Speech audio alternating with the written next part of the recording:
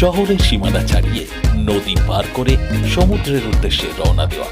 Toll ট্যাক্সের এই গেটটা পেরিয়ে যাওয়া মানে এক অপরাণ খুশির নিয়ে আনন্দে যাত্রা শুরু করার ছাড়পত্র পেয়ে যাওয়া। ঠিক তাই আমরা এবার চলেছি শীতকালীন এক সফরের দল বেঁধে সমুদ্র দর্শনে পূর্ব মেদিনীপুরের শঙ্করপুরে। যাত্রাপথে একটু থামা কোলাঘাটে হাইওয়ের ধারের এই ধাবাতে সেরে নেওয়া সকালের খাওয়া দাওয়ার পর্ব। যেতে হবে অনেকটা পথ, তাই সময় অপচয় না করে আমাদের সারথীর সাথেই আমরা রওনা দিলাম আবারও গন্তব্যের উদ্দেশ্যে।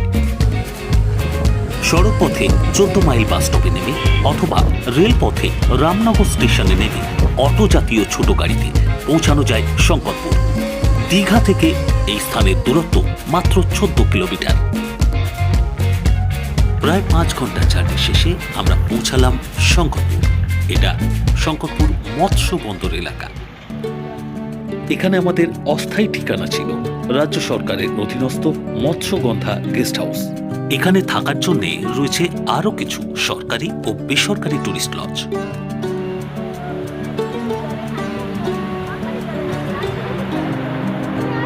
খাওয়া দাওয়ার পর্ব সেরে একটু বিশ্রাম নিয়ে সরাসরি পৌঁছে যাওয়া সমুদ্র সৈকতে। অস্তমিত সূর্যালোকে শঙ্করপুরের এই সমুদ্র দর্শন মোহিত হয়ে উপভোগ করা আর প্রকৃতির মাঝে সময় কাটানো আর আনন্দের সাথে কাটানো এই সময়টাকে ক্যামেরা বন্দি করে স্মৃতিপটে একটু ধরে রাখার চেষ্টা করা।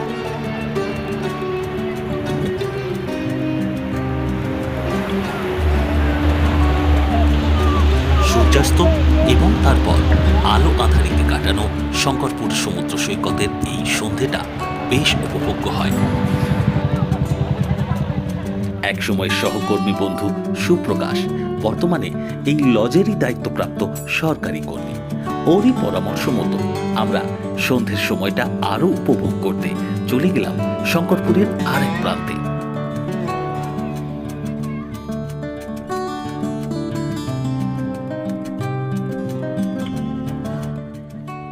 রাত্রিকালীন শঙ্করপুর বা সান্ধ্যকালীন শঙ্করপুর একেবারেই নিশ্চিন্তে নিরালায় দুদণ্ড বা অবসর যাপন, সমুদ্র দেখা, নিজের মতো করে প্রকৃতির মাঝে অন্তরঙ্গতা তৈরি করা, সমস্ত কিছু সুযোগ কিন্তু এই শঙ্করপুরে নেবে।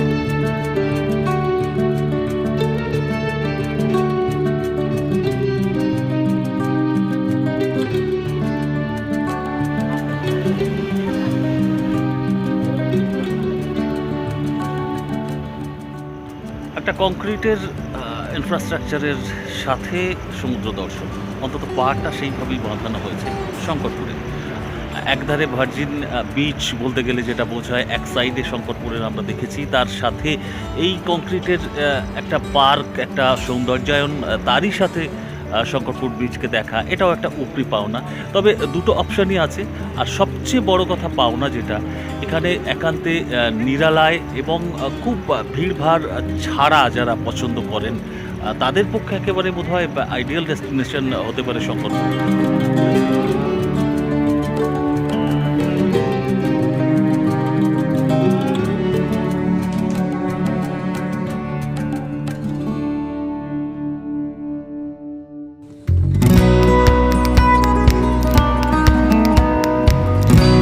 শীতকালীন সফরের শঙ্করপুরে আমাদের প্রথম সকাল।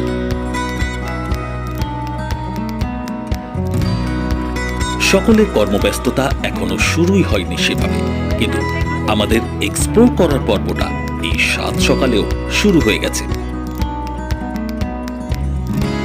আমরা চলেছি সকালের সমুদ্র সৈকতের রূপ দেখতে, আর তার সাথে মৎস্যজীবীদের কর্মব্যস্ততা চাক্ষুষ করতে।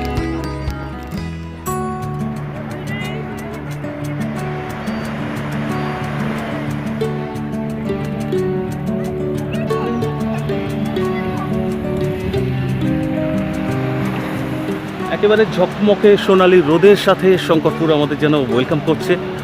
আর এক পাশে একটা খুব ভীষণ, এক পাশে সারি সারি ঝাউ গাছ, আর তার সাথে এরকম বোল্ডার ফেলা আছে, আর তার মধ্যে জল খুব বেশি নেই এখানে, সেই বিপদের সম্ভাবনাও নেই। তো সেই জায়গায় উপভোগ্য একটা ভীষণ রকম, পর্যটকরা এখানে আসলে একেবারে চুটিয়ে উপভোগ করতে পারে প্রকৃতির শোভার সাথে সমুদ্রের স্নান বা সমুদ্র দর্শন।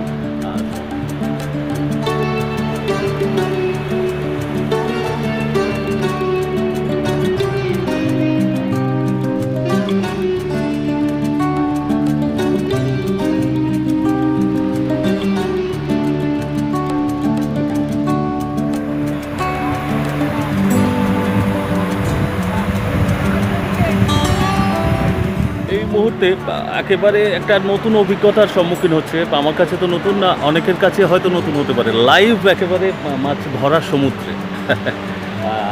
যারা মৎস্যজীবী তারা এখানে একেবারে কিনারেই জাল পেতেছেন এবং তারা মাছ ধরার চেষ্টা রয়েছে।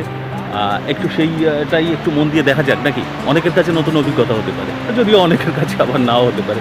সব মিলিয়ে একটা এক্সপিরিয়েন্স করাই যাক, চলুন দেখা যাক। এজন্য মৎস্যজীবীদের মাছ ধরার কাল। ছন্দবদ্ধ লয়ের সাথে মৎস্যজীবীরা এইভাবেই জাল গুটানোর কাজে ব্যস্ত।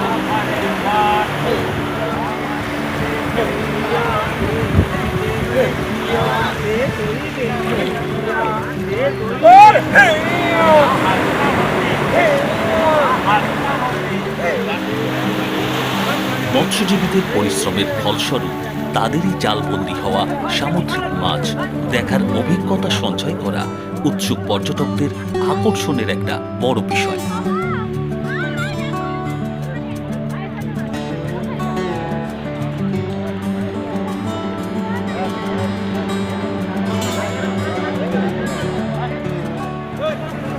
না, এই ভিড় সকলে আশা করেছিল যে অনেক কিছু মাছটা দেখা যাবে, কিন্তু না, মৎস্যজীবীদেরও এতক্ষণে পরিশ্রম, কিন্তু এই পাড়ের দিকে তো খুব বেশি মাছ জালে ধরা পড়লো না।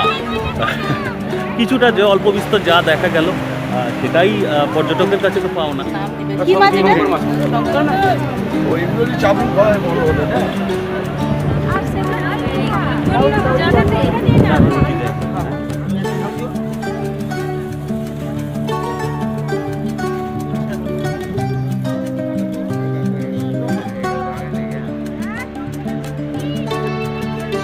এই মৎস্য শিকার পর্বে সামুদ্রিক জীবন্ত পমফ্রেট মাছ দেখতে পাওয়াটা একটা ভালো অভিজ্ঞতা।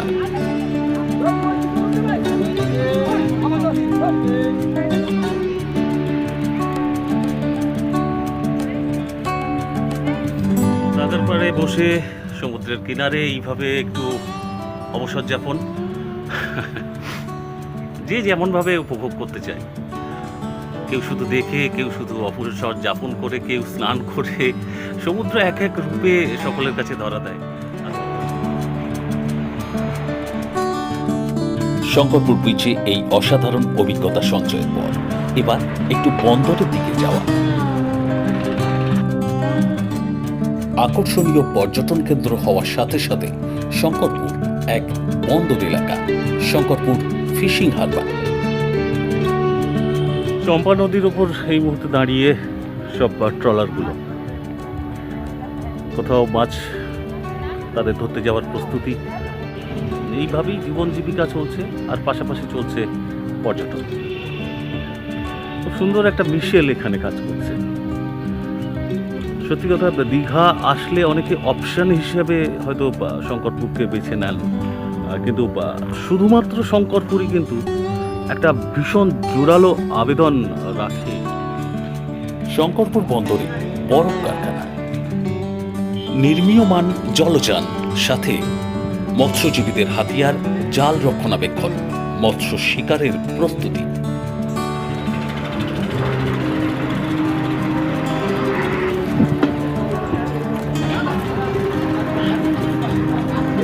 এ এক ভিন্নতর অভিজ্ঞতা, বন্দরে মৎস্যজীবীদের কর্মব্যস্ততা।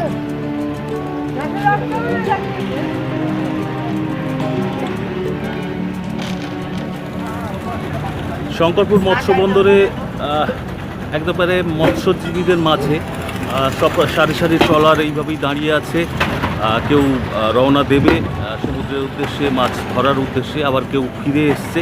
তারা সেখানে মাছের এইভাবেই অকশন হচ্ছে, বিক্রির ব্যবস্থা। 200 টাকার উপর কেউ নাই, ডুবলে কি সমিস্তে 200 টাকা, 200 টাকা, 200 টাকা, 210 টাকা, 210 টাকা, 210 টাকা, 200 টাকা, 210 টাকা, 200 টাকা, 200 টাকা, 200 টাকা, 200 টাকা, 200 টাকা, 200 টাকা, 200 টাকা দই, 200 টাকা, 200 টাকা দই, 210, 210, 220, 220, 220, 220, 220, 220 দই, 220 দই। জানা বাবু করো, জানা বাবু। জীবন জীবিকা আর তার সাথে পর্যটন সব মিলেমিশে শঙ্করপুর কিন্তু তার মহিমাতে, স্বমহিমাতে উজ্জ্বল। কারোর পেটের ভাত জোগাচ্ছে, আবার কারোর কেউ এসে পর্যটকরা হয়তো ব্যয় করছে কিন্তু সঞ্চয় করে নিয়ে যাচ্ছে অন্য কিছু। এ যেন ভার্জিন নিরিবিলি বেলাভূমি আর ব্যস্ত কর্মভূমি মিলেমিশে একাকার হয়ে গেছে এই শঙ্করপুরে। সুখ স্মৃতি নিয়ে এবার ট্রাভেলারের ঘরে ফেরার পালা।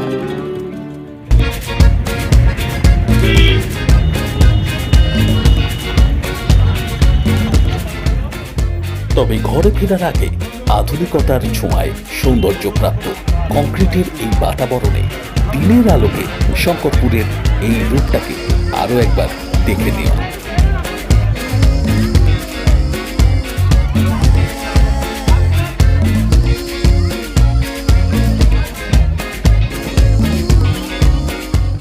পুরনো শঙ্করপুর যারা দেখেছেন তাদের কাছে হয়তো এটা নতুন লাগবে, কিন্তু এটা অনেক দিনই তৈরি হয়েছে।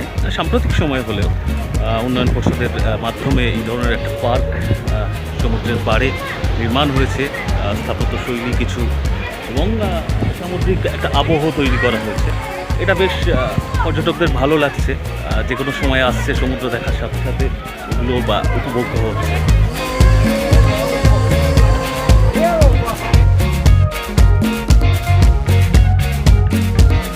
শঙ্করপুর সফর এই পর্যন্তই।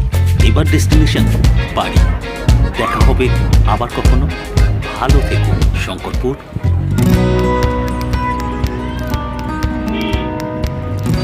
নির্মীয়মান মেরিন ড্রাইভ রোড ধরে আমরা ফিরেছিলাম সেদিন বাড়ির পথে।